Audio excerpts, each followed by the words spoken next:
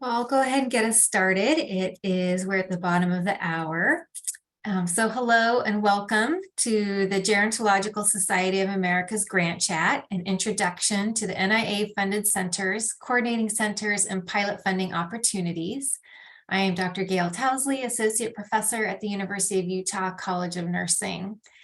GSA Grant Chats are a series of 1-hour virtual sessions designed to bolster a broad range of grantsmanship skills, specifically tailored to your work as a gerontologist researcher.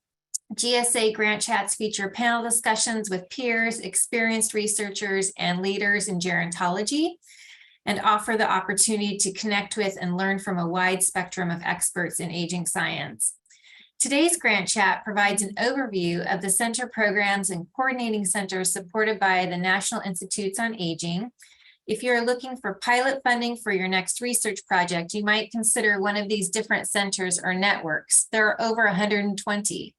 To begin to peel back the curtain on these many organizations, representatives from NIA and a network designed to coordinate the various centers will provide a high-level overview of NIA centers, the role of the coordinating centers, and how to stay informed about the opportunities they offer. Before we begin today's program, I'd like to provide a few logistical considerations. Please introduce yourself in the chat. Use the chat box throughout the presentation to comment or ask questions. Please keep your audio muted until it's time for discussion. And as you probably were aware when you logged in, the Grant Chat is being recorded and will be available after the event on the GSA website. I am joined today by GSA members Dr. Zachary Baker, Assistant Professor, Edson College of Nursing and Health Innovation from Arizona State University, and Dr. Patty Slatum, Visiting Scholar at GSA and Professor at the Virginia Center on Aging, Virginia Commonwealth University. Both Zach and Patty serve as co-moderators and are part of the work group planning these sessions. Thanks, Gail. To open today's Grant Chat, I would like to introduce our panelists who bring a wealth of knowledge and experience to our discussion. First, we welcome Dana Plude, Deputy Director, Division of Behavioral and Social Research, National Institute on Aging. And next, we welcome Odette Willik, which is the English pronunciation of her name, so not the perfect pronunciation of her name, but she was kind enough to not make that difficult on me. Deputy Executive Director and Director of Grant Programs, American Federation of Aging Research. And we're going to start out with a couple of brief presentations from our panelists because there's a lot of information to share. We're going to follow that with a Q&A period. So we look forward to an engaging, enlightening conversation. Please feel free to throw questions in the chat and we'll try to go to those first once the presentations are over. So Dr. Plude, I'll turn it over to you first. Great, thanks a lot, Zach. So thank you to GSA for inviting us to be a part of this presentation today. As mentioned, I'm going to give sort of a very high-level overview of the NIA Centers programs and some of the pilot support that they offer, and I'll close up with advertisement about some jobs we have, job announcements. So anyway, next slide, please. As indicated, I'm with the Division of Behavioral and Social Research, so I'm obligated to give a plug for our division. We're one of 4 extramural divisions at the National Institute on Aging. We do research in social, psychological, economic, and behavior across the lifespan. We have these cross-cutting themes, and we also focus on Alzheimer's disease-related research. We have data resources, research networks, and center programs. And yes, I'm talking about center programs today primarily, but I'll circle back to this and mention a couple of networks along the way. Our director is Liz Nielsen. She's my boss. I have to mention that. All right, next. So the first center I'm going to talk about is the Alzheimer's Disease Research Centers. There are 37 of these centers across the United States. There are some 46,000 participants with data in the repository that's coordinated by this coordinating center. The coordinating center is responsible for bringing together all the data and information from the various centers around the country. The principal investigator is Walter Kukl. The center itself is at the University of Washington. And the NIA point of contact is my colleague Nina Silverberg, who's in the Division of Neuroscience. The ADRCs, under the most recent funding opportunity announcement supporting these centers, the programs provide funding for developmental projects for basic or clinical, biomedical, translational, and epidemiological, caregiving, educational, or behavioral research. And developmental projects can be between $50,000 and $100,000 in direct costs per year, with a project term between 1 and 3 years. And so, as indicated at the start of the talk, this is going to be a very high level. I'm just going to touch on some points and mention something about the pilot funding that these centers offer. And I think a theme that you'll find recurring is that it's up to you to then probe more deeply, get in touch with the coordinating center, and figure out the details of how one goes about applying. Each of the center programs has their own process and procedures for fielding pilot grant applications. But that's a little nutshell version of what's going on with the ARDCs, sorry. Okay, so next, the next center that I'm talking about are the Claude Pepper Older Americans Independent Centers. And the Pepper Centers are basically housed, the coordinating center for these is at Wake Forest University. And the point of contact is my colleague in our Division of Geriatrics and Clinical Gerontology, Basil Eldada. So these Pepper Centers address geriatric kind of questions. Hence, it's being affiliated with our Geriatrics and Clinical Gerontology program. The coordinating center sends out requests for applications having to do with early career faculty awards up to $5,000 to help advance the applicant's career and build cross-center collaboration. And they can also use funds in accord with general NIH guidelines, like by purchasing new software, getting minor equipment to support your research, picking up key laboratory supplies, shared technology, and even travel reimbursement. So it's a pretty wide range of activities that the Pepper Centers can help support in terms of early career development. I have listed on the slide here this RFA talking about pilot and exploratory studies that are a core part of these Pepper Centers, and they can be up to $300,000 in direct costs. So each pilot exploratory study is limited to $100,000 in direct costs annually. They can be 3 years in duration. Okay, so enough with Pepper Center. Let's go on to the shock centers. There are 8, I didn't mention, there are 15 Pepper Centers. There are 8 shock centers. So I'm gonna, at the end, we can do the math and figure out that there's 111 of these centers that we're supporting. But somebody said something about over 120. That's when you count the networks as well. Back to that later. What about shock centers? Well, shock centers focus on the basic biology of aging, just like it says here. And they too have a coordinating center. So for the shock centers, the coordinating center is the American Federation for Aging Research, AFAR. And there are multiple PIs that head up this program. Stephen Ostat at the University of Alabama is one of them. And Stephanie Lederman of AFAR is the other.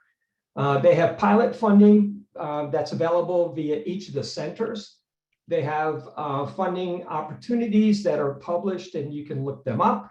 The requirement is that funding for pilot projects must be provided to investigators external to the individual supporting unit. So Nation Shock Center, that is.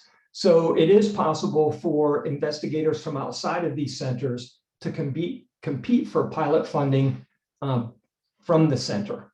And I listed here some of the pilot awards that you can access these websites. There's a link for each of the coordinating centers, and you can probe down to see what the funding opportunity announcements are and what sort of funding is available to support your work. All right, next up, we have the Centers on the Demography and Economics of Aging. There are 15 of these centers around the country. The coordinating center is at the University of Michigan, and the principal investigator is Amanda Sanega. And our point of contact in my division is Amelia Carricker, my colleague in the Division of Behavioral and Social Research. There's cross-center administrative supplements and tuition awards that are available. via the Demography and Economics of Aging Centers. And I cut and paste the data training workshop tuition awards that were available recently, and the cross-center administrative supplement program that's also available. And again, access the website and check under the opportunities link there to see what kind of funding opportunities otherwise are available. All right, next up we have the resource centers for minority aging research, RCMAR. The RCMAR programs support research on health disparities in underrepresented populations. There are 18 such centers around the country. The coordinating center is at the University of California, Los Angeles, UCLA. Nedera Pura and Lourdes Guerrero are the principal investigators for the coordinating center. And our point of contact in my division is Dr. Melissa Gerald, my colleague. Each center offers pilot funding. I didn't purposely make these unreadable, but if you go to the website and click on the link, you can see the kinds of RCMAR funding opportunities that are listed for each of the centers, and what the limits are and the duration and such like that. So that takes care of RCMAR centers. Next up are the Roybal Centers for Translational Research. The Roybal Center Coordinating Center is the Feinstein Institutes for Medical Research. The principal investigator is Karina Davidson. The point of contacts within my division are Partha Bhattacharya and Lisa Anken.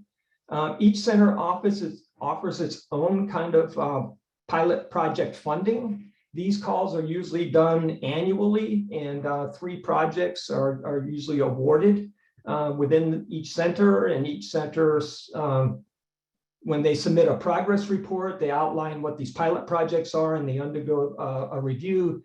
I note that these Roybal centers are focused on translational research, obviously, and they make use of the NIH stage model for intervention development.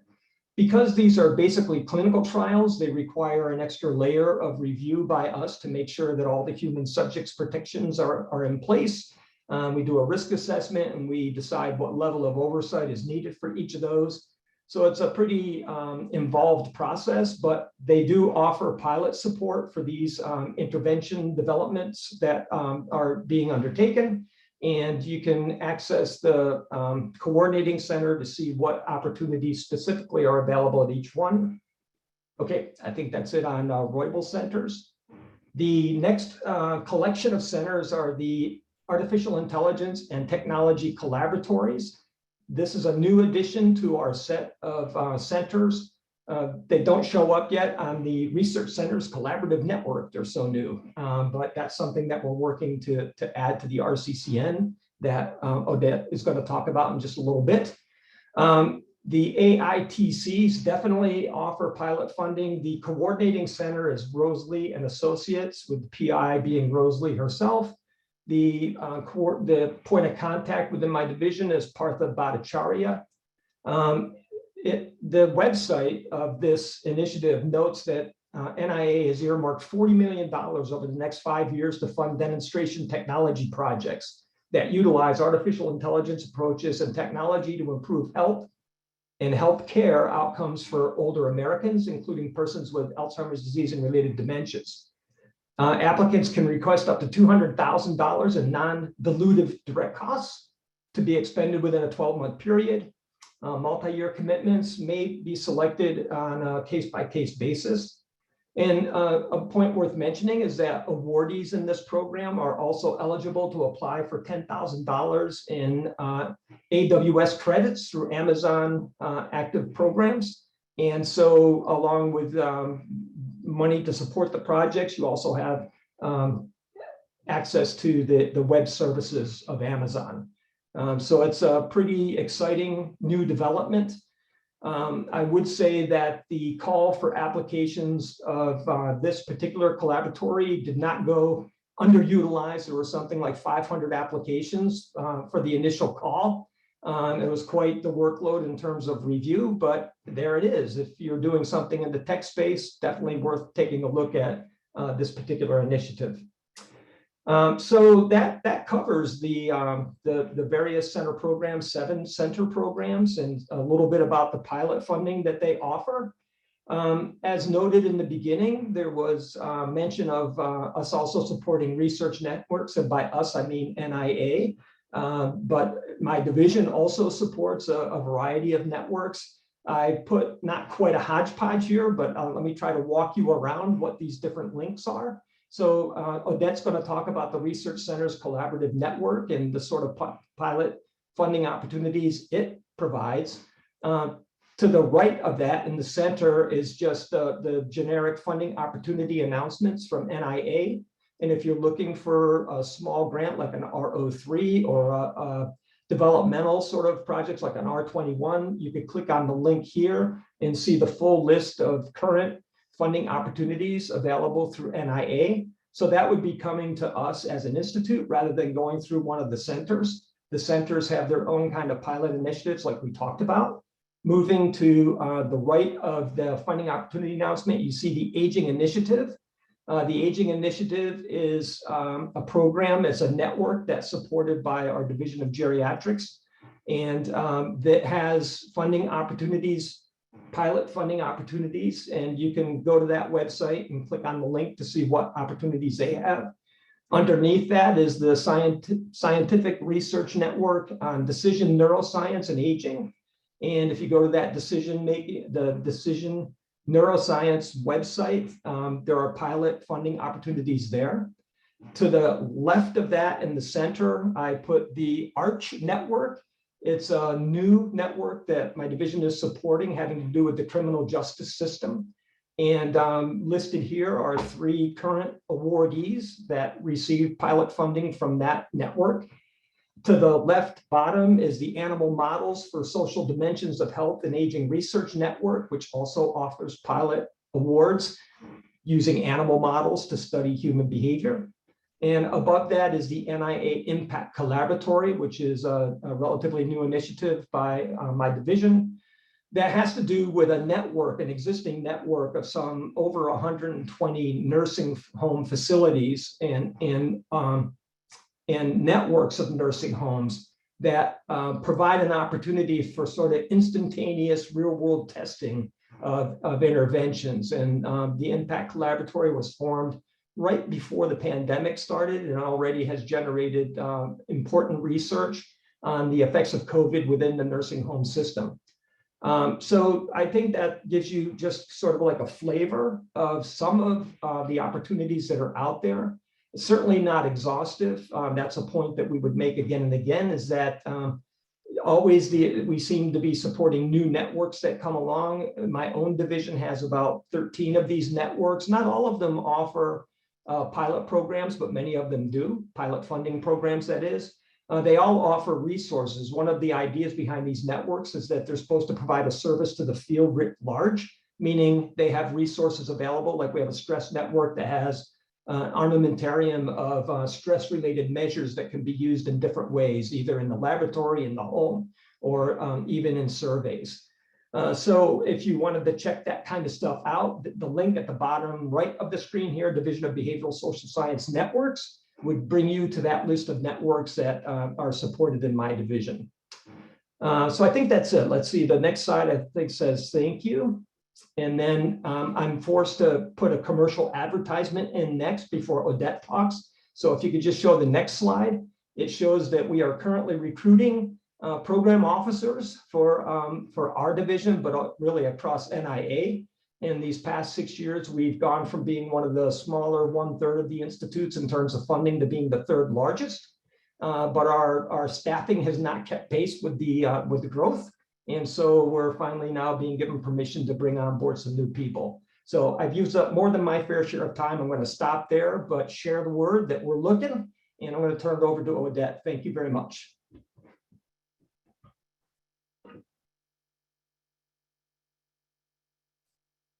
Guess I need to unmute myself. Thank you, Dana, and hello, everyone. I'm Odette Willik. I'm the Deputy Executive Director and Director of Grant Programs at the American Federation for Aging Research.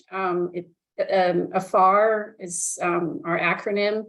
It's a national not-for-profit organization whose mission is to advance healthy aging through biomedical research. And we do that through a portfolio of grant programs. A lot of it is focused on early career investigators. And in addition to that, AFAR manages several NIA-funded initiatives, including the Research Centers Collaborative Network, and I'll tell you a little bit more about that. But in addition to that, we also manage one of the center programs that Dana just mentioned, the Nathan Schock Centers Coordinating Center.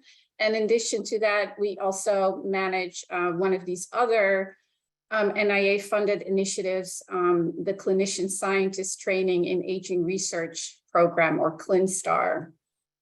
So I'm pleased to share some information specifically about the RCCN, but also a little bit more about some of the other NIA-funded initiatives and the rich resources they provide to the aging research community. And I just want to say I'm not an expert in most of these programs, but I can at least speak knowledgeably about the RCCN, the Nathan Schock Centers, and ClinStar.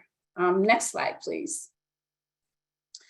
So a little bit more about the RCCN. The program started in, or the initiative started in 2017, and it was created because, you know, there are all these NIA Center programs, more than 100 of them, but they all come from distinct disciplinary perspectives. And they're really, a lot of the centers and people that work within the center programs are not used to cross-disciplinary boundaries. So, and there really weren't any formal mechanisms to bring these people together, the groups, the different centers. And for that reason, the RCCN was created to really convene people and encourage collaborations across disciplines to move the field of aging forward.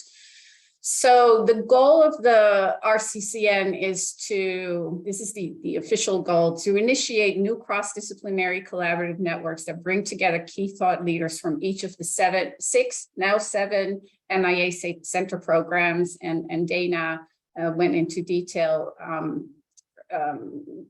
describing each of these programs. So next slide, please. So just wanted to illustrate some of the main activities and resources that are provided through the RCCN. First of all, we have workshops, and we have about 2 to 3 a year. And what we try to do is convene researchers from the 6 center programs and beyond to discuss common themes in aging research. So for example, at the upcoming GSA meeting, we will have a pre-conference workshop November 1 and 2 on mHealth and digital health approaches. And that workshop will be in person with invited attendees, but if you're interested, you can join the meeting virtually by signing up on the RCCN website or watch the recordings later online. And we have recordings from all of the previous workshops also available online. And we've already had, I think it was 7 workshops so far. And so this is our 8th workshop. Following each workshop, we offer pilot awards that will focus on the theme of the workshop. So some of the themes we already had were around resilience and reserve, life course, sex and gender differences, health disparities, and more. And then in addition to that, we offer travel awards for early career investigators to attend the workshops. We issue publications based on the workshop proceedings. We have webinars, and we also have listings of funding opportunities and upcoming events on the website. So we try to, keep up with all the different opportunities that are out there, but mostly we post things that we believe are of interest to people who, people coming from different disciplines. But we do encourage people If you're an Alzheimer's researcher, maybe you want to just look at, go to the Alzheimer's ADRC coordinating center and see what opportunities and events are offered through all the different Alzheimer's centers. In addition to the opportunities, funding opportunities, we also have two tools. One is called the RCCN Research Compass. It's a publication research tool that you can look up publications that were funded through the NIA Center programs. And then something that we just recently launched, next slide, please, is the NIA funded Centers Interactive Map, which is available on our website. So as Dana mentioned earlier, there are over 100 center programs. So how do you figure out what some of the opportunities are that are offered? What you can do is go to this map, and you will see at least the 6 NIA programs listed. We'll have to add the 7th one soon. But you can select or deselect on the left-hand side the different NIA center programs, and then they will pop up. You will see them all pop up on the map. And if you hover over an individual center, you will see the name of the center and a link to the website, and you can just click on that. And you can zoom in and out, and you'll see these big orange circles. Those are clusters of centers. With some areas, there are just a lot of different NIA center programs funded. But it's a good start if you want to start to explore all the different NIA funded center programs and you can kind of select and deselect by clicking on the left-hand bar. Which center program or which center programs you want to see. Next slide. So we also provide some other ways for you to find resources and funding opportunities. And again, the RCCN website is a good place to start. Like I mentioned earlier, we have opportunities listed in the aging field. It's not a complete list, but it also includes opportunities from a lot of these other partner initiatives. There's a link to the RCCN Pilot Award RFAs. We offer, as I mentioned earlier, pilot awards after each workshop. These are $50,000 each. We usually are able to award 2 to 3 awards each round.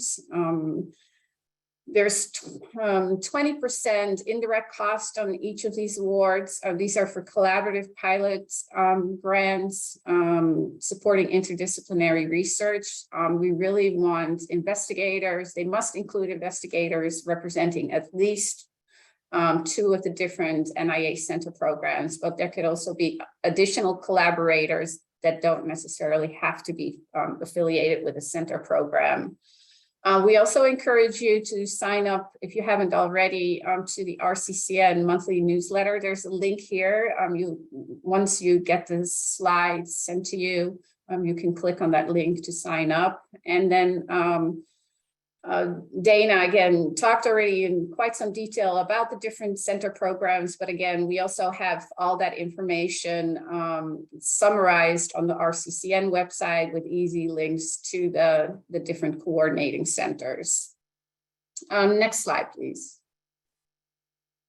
Again, Dana showed you a slide showing some of the examples of some other initiatives out there, and he actually, some of the examples he met, I think you, Dana, had also the Animal Models for Social Dimensions of Health and Aging Research Network on there. There's the USD Describing Network. There's the Network for Investigation of Delirium, the ClinStar Coordinating Center, and as you can, these all offer pilot grants. And we actually put together a list that that GSA will share with you later. Again, it's not a complete list, but there are at least 20, maybe more other initiatives out there that offer pilot grants. So we'll share that with you. And then another way for you to find out about NIA funded initiatives is go to NIH Reporter, and often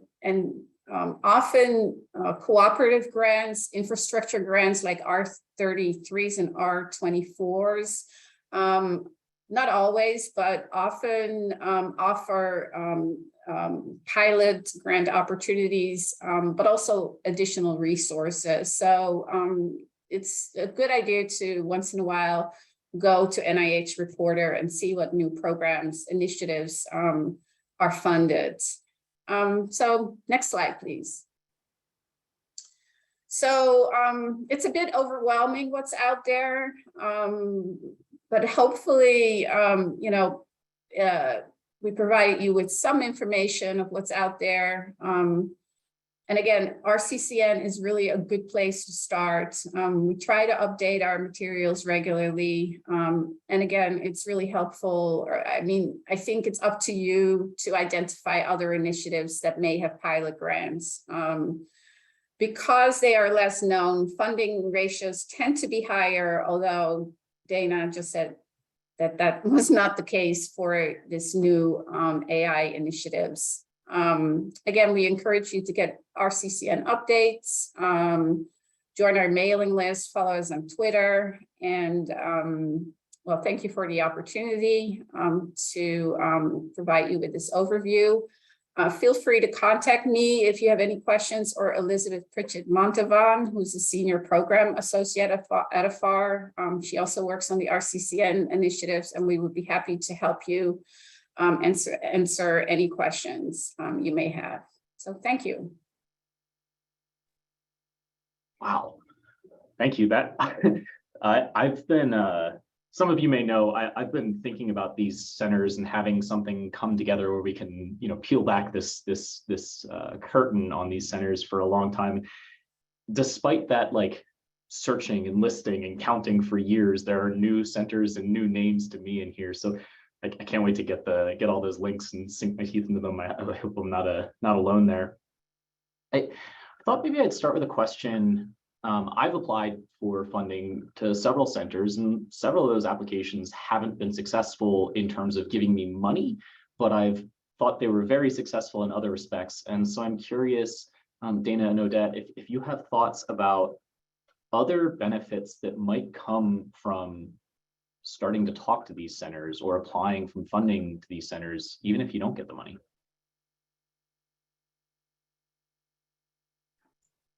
I'll try taking a crack. So I think you touched on one benefit, so before coming to NIH, I was in academia myself, right? And there is a skill to writing grant applications, and it is a system, it being NIH, is a system that rewards perseverance. Not always, but you got to be willing to roll with the punches, take your licks and learn from them and move forward. In my own case, I felt like I benefited tremendously from the mentorship I was able to avail myself of. And I think this is my answer to your question, Zach, about one of the benefits of applying to these programs is to extend your network in directions that it doesn't already exist. And I think that personal networking, not to be confused with the networking, the networks that we talked about for pilot funding and such like that. But part of that, I think that growth and development has to do with, expanding your network and availing yourself of mentorship that goes beyond your already established zone.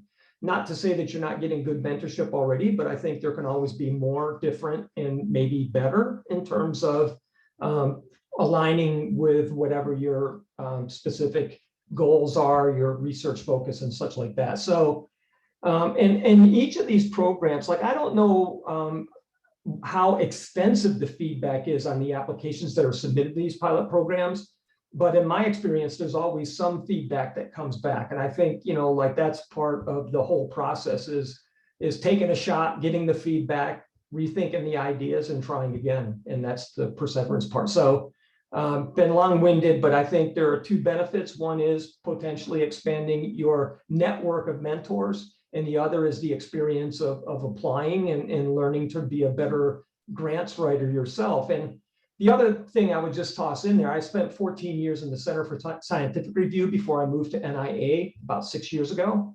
I'm now on the program side, but I felt like being a reviewer, even before I joined NIH, I did a fair amount of review. And I think that that's a great way to learn how to write applications also. So to the extent that you can be involved in review, and I know many of you out there probably already review for journals, and reviewing journal articles is important and it's a service, but it's different than grant review. And if you get a chance to do grant review, it's hard as an early career person to jump right into, the NIH study section review panels. But if there was a way to be a part of reviewing, these kind of pilot awards for different centers, I think that experience can count loads towards your own grantsmanship and also give you experience to be a reviewer down the road. Yeah, and I think especially for early career investigators, some of these initiatives have built in a lot of activities specifically for early career investigators.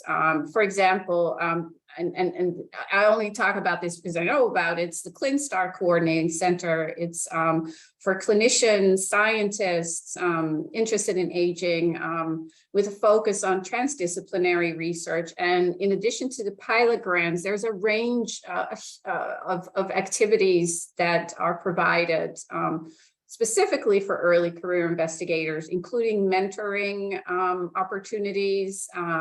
There's something we call office hours, where somebody can sign up to speak with a senior person in the field. We have them monthly.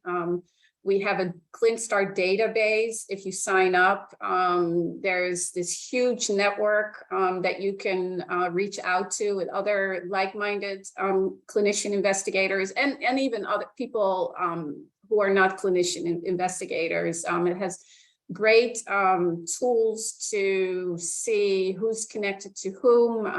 Aging is an interdisciplinary field, so sooner or later, you will be working with people who are not from your own discipline, and these are really great opportunities. Even if if you're an Alzheimer's researcher, there may be so many opportunities in other areas of aging research that you could explore, and yeah, check out some of these initiatives that really have some great opportunities. RCCN has some great opportunities too for early career investigators. We offer these travel awards to come to these workshops to present.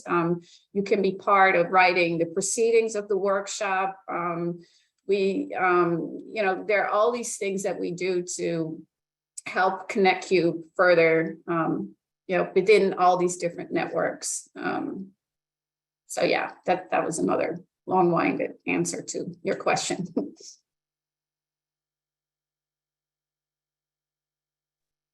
I appreciate those answers being long-winded, because I do think there are a lot of benefits you're talking about. I just reached out to a colleague who I met through one of these networks the other day, and I was like, hey, can we work on this? And he's like, I don't think it'll work for various regulatory reasons, but you should talk to this person. And now at GSA, I'm going to get coffee with that person because she and I have very aligning interests. And I've been flown all over the country for these different trainings you're talking about, and I put that on my K application, and stuff like that has really, they're not benefits I could have anticipated, I think, but have been very tangible. Also, mailing lists for more grant opportunities. That one's come up a lot for me.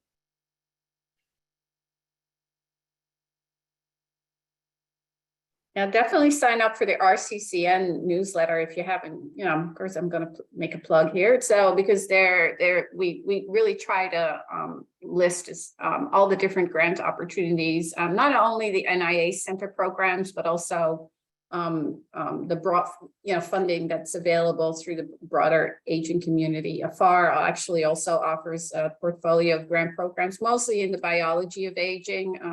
but we also know some of the other funding opportunities that are out there and make sure that we share that with you, with the community.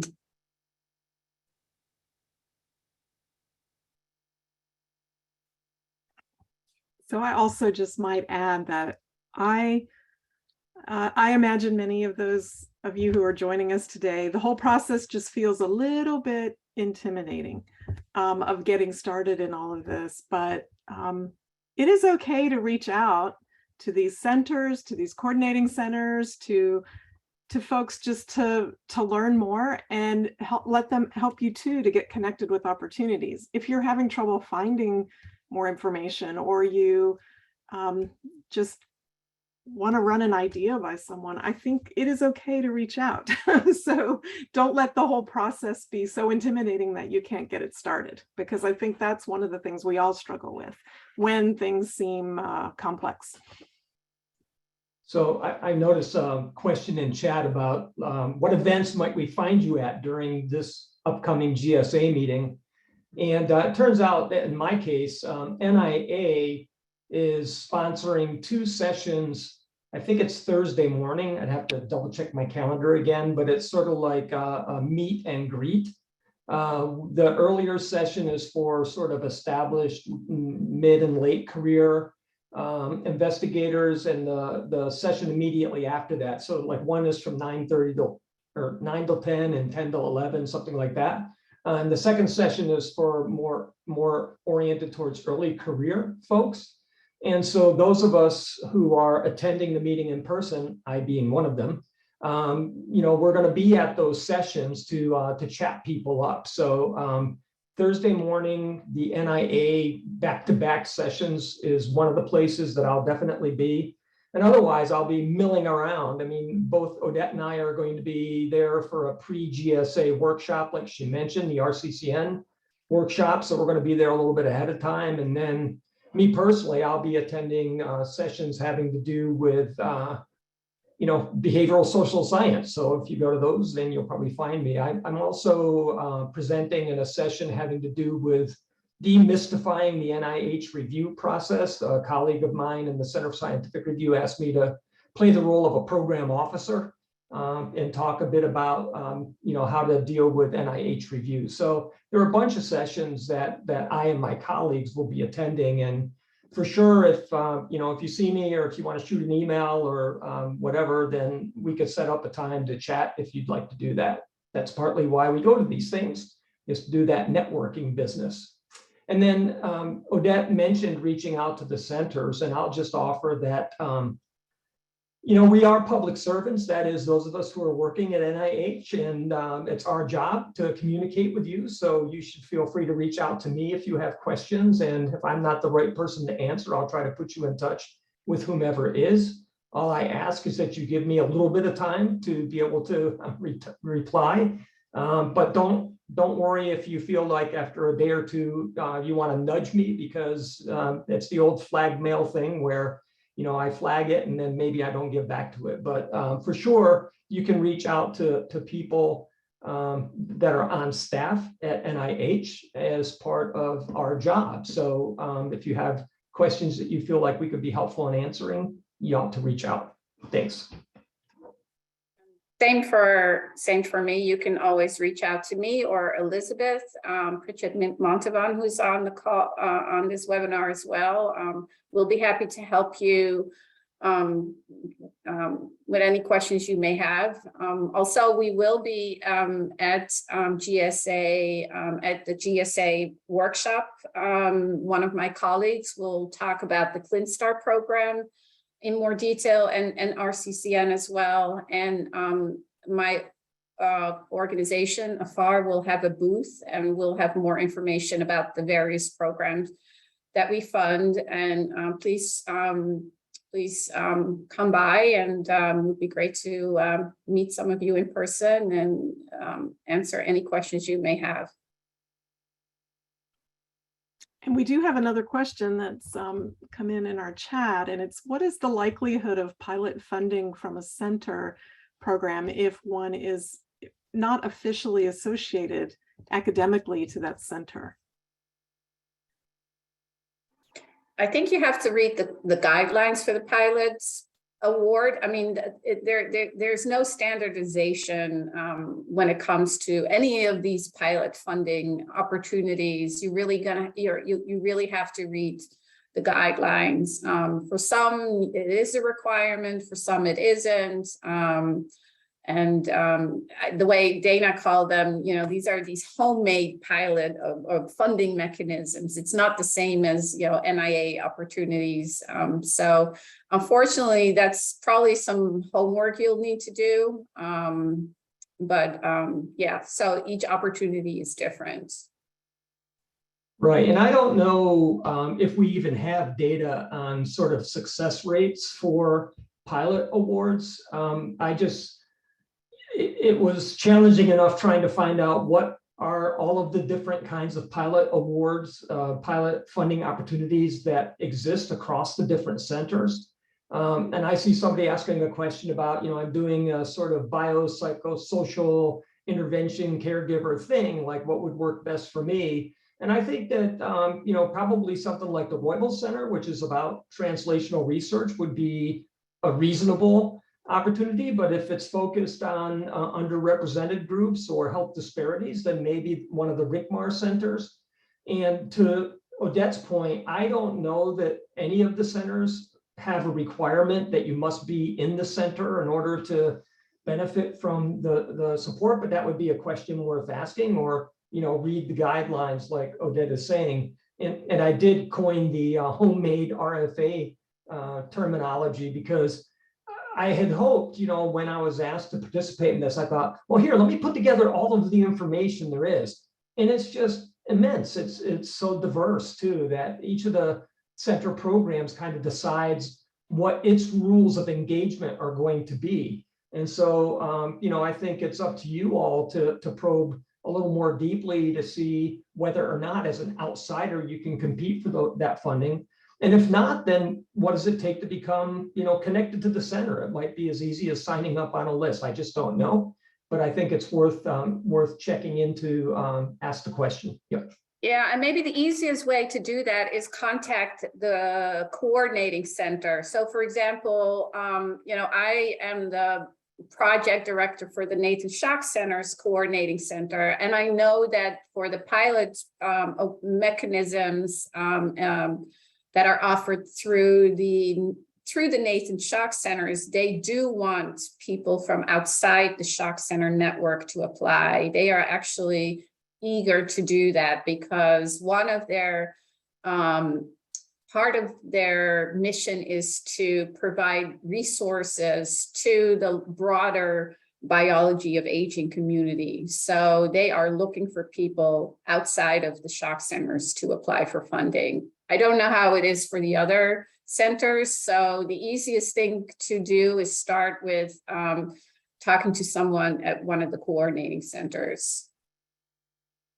I would just from like personal experience, the idiosyncrasy is huge. Like you're saying, I know of one Roybal that I get emails every year. They're like, please apply for our funding. I know of one Roybal I've talked to who's really well aligned with my interests, but they want to keep everything in-house. And I know that even though they want to keep everything in-house, the PIs were very supportive of me working with someone that's part of their center to do the project I wanted to do. So they put me in touch with people, they helped me build these connections, and they also were able to give me insider information that you could never find online, like, yeah, we plan to open this up next year or the year after to be outside of, our institution, but there's no way I would have ever known that if I hadn't talked to them. So.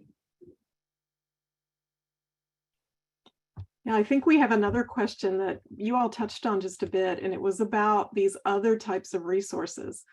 So we have a question about whether databases for research or any other tools, do these coordinating centers or centers make those kinds of things available to support the research of other investigators? And I think the answer was yes, but I'd like to hear more. Yeah, for sure. The example that pops to my mind is the Alzheimer's disease research centers, right? And there is a coordinating center that has massive amounts of data. Now, I don't know, I see a question from Helen about, is there a database for research? And so there are databases that are full of data generated by research. And I'm thinking NIH has a database that's full of the actual research projects. So there are databases out there. And I think if you have an idea about developing such a database, I think one of the AITCs would be like perfect, right? That artificial intelligence technology centers. But these are the kind of questions that, as a program officer, I feel like it's my responsibility to reply. So if you sent me that question, then I can forward it to my colleague Partha, who heads up the AITCs, to see, is this the sort of thing that can be the germ of an idea to then pursue forward.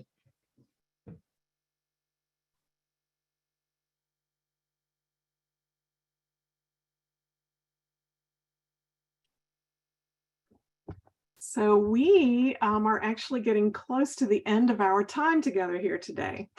And as a way to help us bring this grant chat to a close, I'd like to ask each of our panelists to share their final pearl of wisdom or piece of advice about the NIA Center programs and these pilot funding opportunities that they might just have to share in summary. And we'll start with you, Dr. Plude. Thanks, Patricia. Okay, pearl of wisdom. Y'all pay taxes, right? You pay your federal taxes.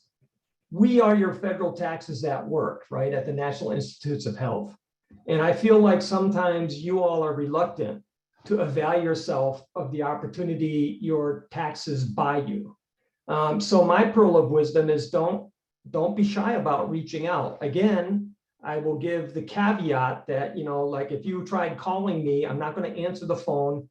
It's really helpful if you send an email with some kind of thing attached that tells me a little bit about what you're thinking about, so that I can then either prepare an answer for you that's meaningful and get back to you, or find the person who can do so. And so that's it for me. Like I think it was Zach that made a point about, hey, take the step, reach out to these networks, and Odette reinforced that too. Reach out to the center, the coordinating center. And I'd say, hey, reach out to us at NIH, because you're paying for this service basically. So, my colleagues are probably going to choke me because it's like, hey, we got enough work, but I just feel like it's your right to do so. And, the worst thing that'll happen is I will get back to you and say, I don't know how to help you, right? But like, I'm hopeful that I can be helpful. So that's my pearl of wisdom. Don't be shy.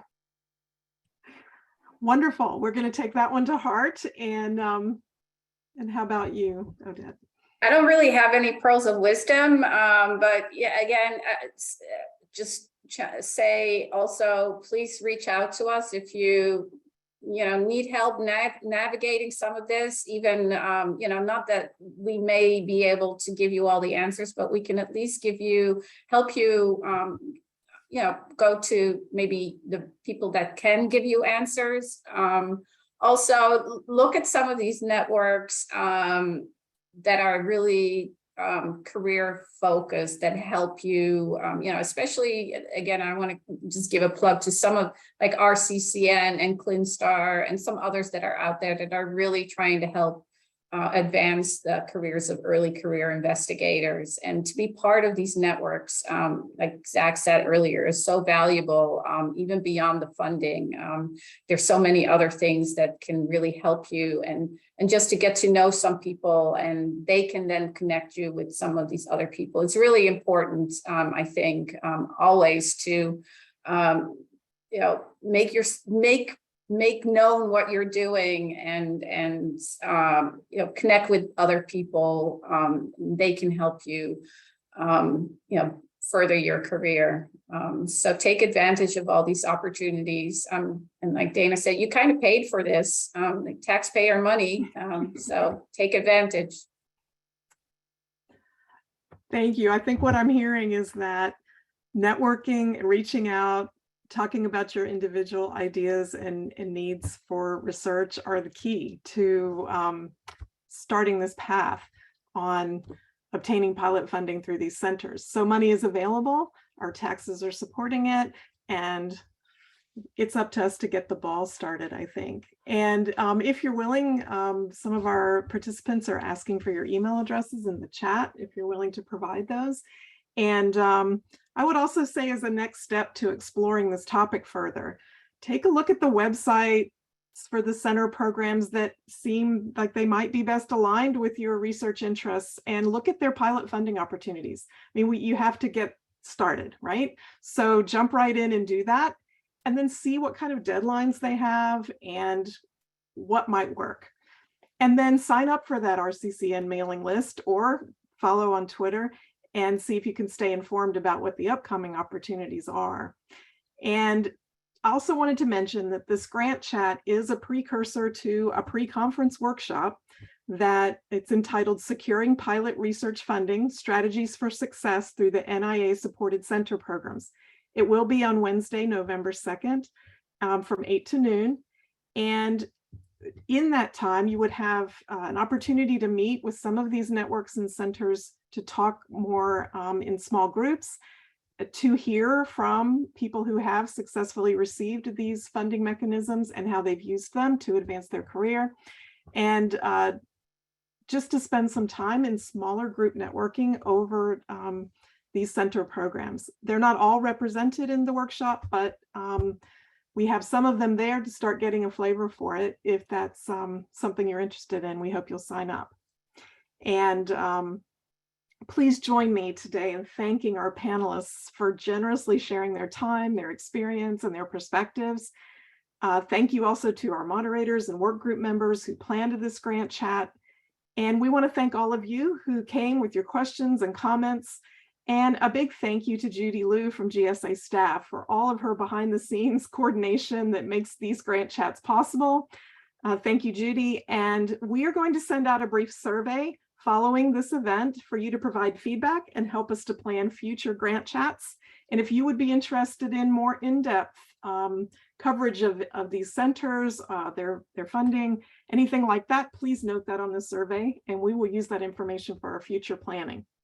And we hope that you all enjoy the rest of your day. Thank you so much.